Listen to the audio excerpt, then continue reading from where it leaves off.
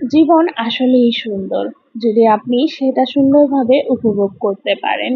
সেটা family member হোক অথবা বাহিরের কোথাও হোক। আসসালামু আলাইকুম, আমি খাদিজা আক্তার শাওন বলছি ঢাকা থেকে। আশা করি যে যেখানে আছেন আলহামদুলিল্লাহ সবাই ভালো আছেন এবং সুস্থ আছেন। আলহামদুলিল্লাহ আপনাদের সবার দয়ায় আমরাও ভালো আছি এবং সুস্থ আছি। তো আজকে ব্লগটা হচ্ছে বেশ কিছুদিন আগের ভিডিও। তো আমি দুপুরের পর থেকে এই ব্লগটা চালু করেছি। আর দুপুরের ভিডিওগুলো করেছি কিন্তু ব্লগ আকারের জন্য করি নাই। তো এইদিকে দুপুরের পর সবার খাওয়া দাওয়া হয়ে গিয়েছে, তো একটু ছবি উঠাচ্ছি। যেহেতু আমরা ফ্যামিলি মেম্বার এই কয়েকজনই, তো সবাই কিন্তু ক্যামেরার সামনে আসে না, যেমন আমার বড় ননাস ক্যামেরার সামনে আসে না। তো আপুকে বাদে আমরা সবাই ছবি উঠিয়ে নিয়েছি।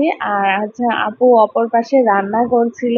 আর এই যে এখন আমি নাস্তা তৈরি করছি। তো দুপুরের পর পর আসলে নাস্তাটা একটু পরে বিকালের দিকে রেডি করছিলাম, কারণ এখন যদি নাস্তাটা রেডি না করি সন্ধ্যায় লেট হয়ে যাবে। আর আমরা কিন্তু হাতে হাতে সবাই কাজ করি। যেমন এই যে আমি নাস্তা রেডি করছি, আর আমার ছোট যা ও হচ্ছে গিয়া এক এক করে অপর পাশে অন্য নাস্তাগুলো ঠিক করছিল। আর আমার ননদ তো হচ্ছে গিয়া বেবিকে নিয়ে সামলাচ্ছে।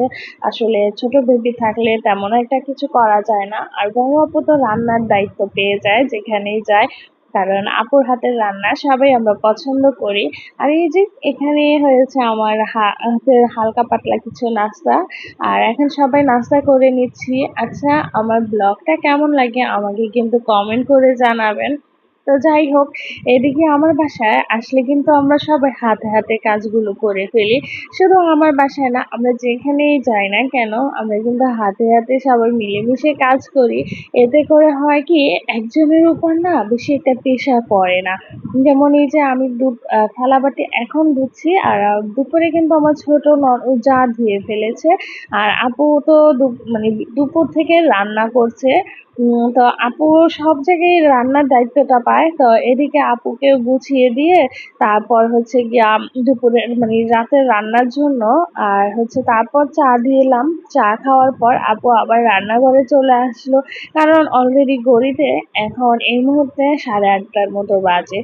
তো রাত তো মোটামুটি হয়েই যাচ্ছে। তো যাই হোক, এইদিকে আপু রান্না করুক, যেহেতু আপুকে সব গুছিয়ে দিয়েছি, আমার আর তেমন একটা কাজ নাই। তো আমি বিদায় নিয়েছি রান্নাঘর থেকে আজকের মতো।